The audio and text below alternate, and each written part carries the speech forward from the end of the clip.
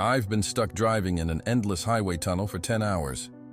Somehow I found a spot in the tunnel with enough service to, hopefully, get this post out. I'm holding on to this singular bar for dear life. My situation is growing dire. I'm running out of gas, which also means I won't be able to charge my phone. The only food I have is a bag of Sour Patch Kids, a box of Cheez-Its, 2 Red Bulls, and about a half gallon of water. Let me explain what's going on. I'm a traveler, always have been. I'm used to cross-country road trips. I'm located in the United States, driving for hours through the night without stopping except to use the restroom or grab a quick meal. I'm currently making the trek from Los Angeles to Chicago.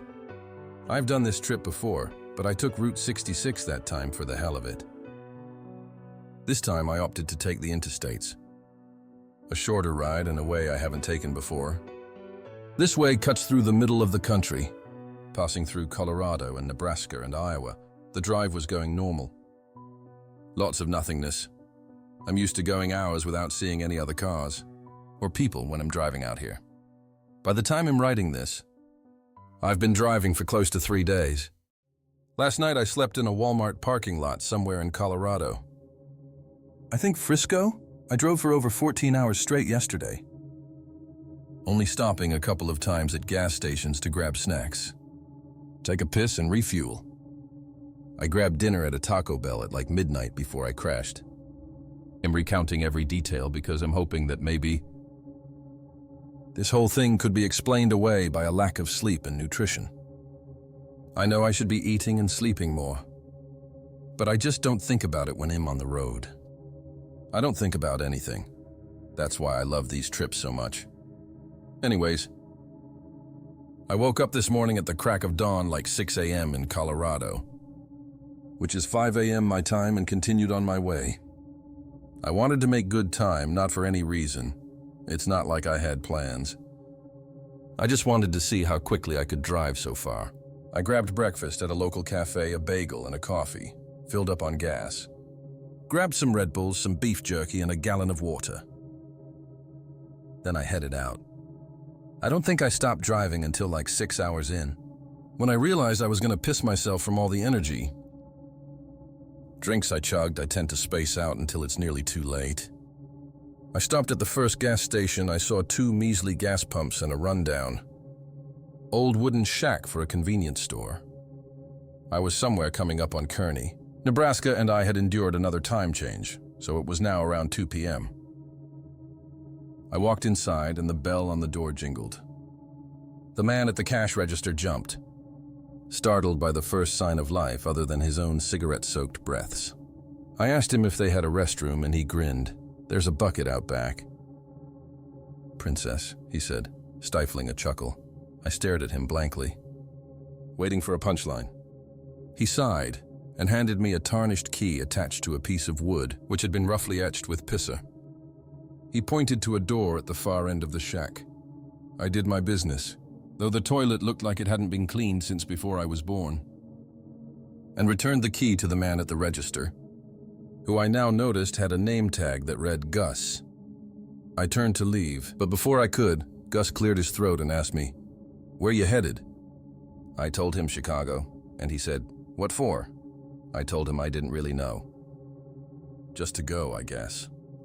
His eyes lingered on me a moment, almost an uncomfortable amount of time, then he quickly glanced about the shack before he said, "Well, if you can spare a couple hours, I know of a bitchin' scenic route through the peaks a bit further north." He went on to tell me that this route was only really known to locals, winding through Nebraskan peaks with plenty of lookouts over whatever the hell is in Nebraska. Historically home to booze-filled high school parties, romantic illegal camping rendezvous, and of course, its fair share of local folklore legends like the classic teen lovers murdered during a makeout sesh and the killer was never caught type shit. It's not like his story really piqued my interest. It's the same shit you hear about every random scenic route and lookout in every random small town. But that's exactly why I chose to embark upon Goose Route. I'm always so curious to explore the places that locals know, and a door in all of the random small towns I wind up in along my travels. It makes me realize how connected we really are, no matter where we are in the world. We live out these parallel lives, experiencing emotions and struggles that so many other people also experience. In their own ways, I love finding these spots. I love feeling connected with something, anything. He gave me crude directions, but it seemed simple enough. Continue up Interstate 80 for an hour or two longer until I see a turnoff. A dirt road to my left, can't miss it. That'll take me where I need to go. According to Gus, I figured that if I didn't see the turnoff, I'd just take the loss. After our conversation, I decided to purchase some snacks, Sour Patch Kids, Cheez-Its, and 2 more Red Bulls and a pack of menthol cigarettes. I filled up on gas again before leaving. I wasn't sure when the next gas station would be, especially if I found Gus' route and I continued on my way. I lit a cigarette as I began this next leg of my journey. My mother would kill me for smoking in my car. She'd kill me for a lot of the shit I do when I take these trips. One thing I started to learn is that Nebraska is full of corn and wheat. In all directions, all I could see were miles and miles of farmland. Stalks waving in the wind like a sorry excuse for an ocean. Interstate 80 was surrounded, crops creeping onto the shoulders of the road, refusing to adhere to man-made perimeters. The stalks grew high above my SUV, making it so I could see nothing beyond the confines of my wheatie. Corny prison. I had been driving for about 2 hours since the gas station. When I saw it, a break in the crops to my left. Gus was right, I couldn't miss it. The dirt road stood out like a beacon, a sudden relief from my engulfment. I didn't feel any hesitation to take the path. In fact, I was excited that I had actually stumbled across it. As I made the turn, I could almost feel the stories, the experiences of the people who had made this turn before me. Every local has their spots. In every big city, every small town, every single person has a place that is special to them. A coffee shop, a hiking trail, a park, somewhere they have left pieces of themselves. I want to leave pieces of myself everywhere. The dirt road cut through the fields, heading north. Far ahead of me, I could see a small range of peaks and hills, nothing compared to California's mountain ranges. But at least it wasn't flat, like everywhere else is out here. After driving through more and more miles of farmland, eventually I started to ascend. The road curved to my right at the base of the closest peak, turned from dirt into old battered pavement, and I began a twisty-turny ride up and up. As I got higher up the peak, I could see what Gus was talking about. The views were incredible. Plots of farmland, a quilt that covered the earth in greens and tans and yellows. I lit another cigarette and slowly continued my drive. I stopped at a couple of lookouts. Just random turnoffs on the side of the road, taking in my surroundings. You can find beauty in anything if you try, even Nebraskan wheat fields. I felt like a local. The road was nothing special, similar to most mountain roads I've taken before. Nothing stood out, really. Besides some empty bottles and beer cans in the brush. I didn't see a single other person for the entirety of my drive, which I enjoyed. It was just me in the woods and the road. Then I entered the tunnel. I didn't think anything of it. Plenty of mountain roads cut through portions of the mountain itself, causing you to drive through a manufactured hole in the rock. I used to play a game as a kid, where I'd hold my breath until we made it through to the other side. I'm glad I didn't try to hold my breath this time. I immediately noticed the tunnel was long. I couldn't see any light coming from the other end. The dirty orange bulbs hanging from the ceiling every 10 feet or so didn't make much of a difference in the pitch black. I drove for about 30 minutes, thinking to myself that this may be the longest tunnel I've ever driven through. Then the lights started diminishing. They began popping up every 30 feet, then every 50 feet, then every 100 feet, then there were none. I drove through the darkness for another 45 minutes, my headlights leading the way. I'd been in the tunnel for over an hour now. It was close to 8 p.m. and I didn't see any signs of the exit. I decided to turn around. I didn't like being swallowed by darkness. The rock walls were closing in on me, reigniting my claustrophobic fears that consumed me as a child. I drove for an hour or so back the direction I came. The lights should have started coming back by now, but they didn't. No orange bulbs. I drove for another hour, and another. Almost 3 hours driving back the way I came, and I never made it back to the tunnel's entrance. I was never greeted by the warm glow of the dim bulbs. Maybe the lights had gone out, but even then, I should have been out of the tunnel hours ago by now. I started getting worried. I was confused. I had turned around, hadn't I? I remembered taking that 3-point U-turn in the narrow tunnel I had.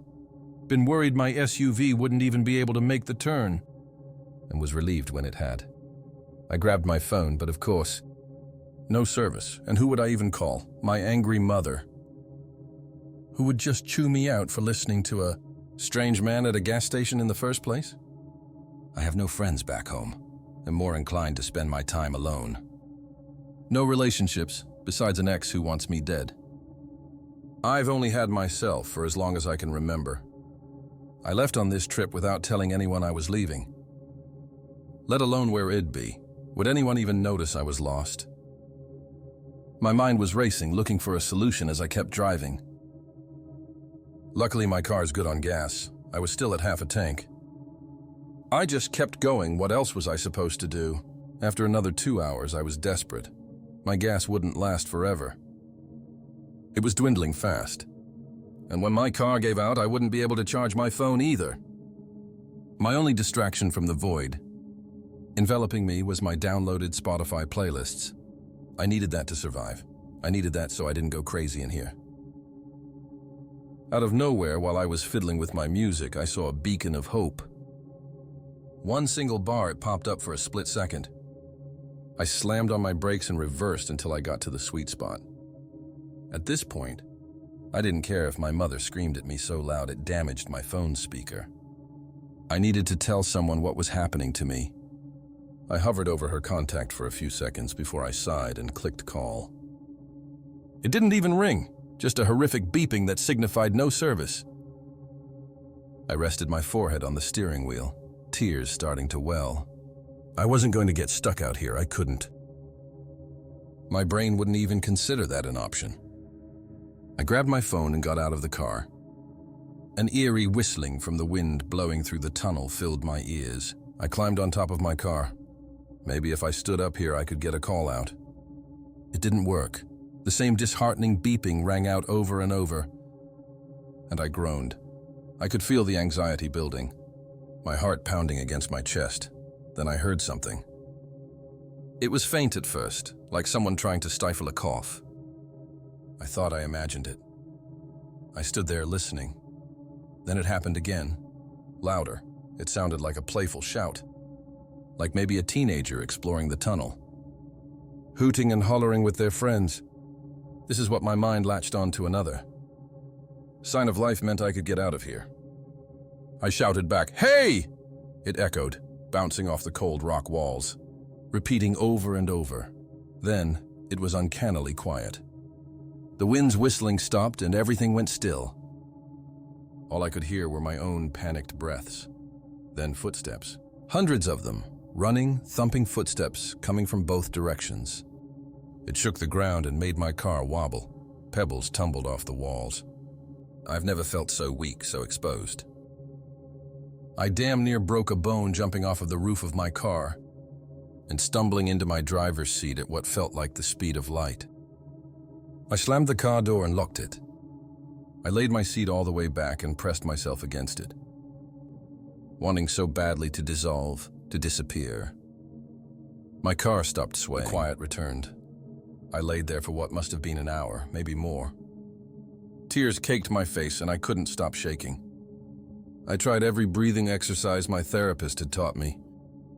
Nothing could calm me. What the actual fuck was that? I haven't moved. I'm still laying in my driver's seat typing this. It's almost 4 a.m. I have been in this tunnel for almost 10 hours. I thought that maybe if I sat down and wrote out everything that's happened so far, it would help me understand. I still don't understand. But it is helping me to settle down. It's grounding me in my reality. Can someone please figure out where I am? Can someone tell me what's happening? How does a tunnel suddenly extend by miles? Did Gus know about this? Is that why he sent me here? I'm paranoid. What do I do from here? I don't want to get out of my car again. What if they find me? Why did they stop running to me? Did I imagine it in my hungry, exhausted state? I don't think continuing to drive is a good option. But it's really the only option. Eventually my gas is going to run out. Eventually my phone is going to die for good. Eventually, I will starve or die of dehydration. I'm conserving the little food and drink I have as much as I can. I'm freaking out. I'm so thankful I bought these cigarettes. If anyone has any idea how I can get out of this, please tell me. I'll try anything. If anything else happens in here, I'll keep you updated. I pray to God this posts. If you enjoyed the story, consider subscribing. But don't blame me if you can't sleep tonight. Until next time, keep the lights on and the doors locked. Goodbye.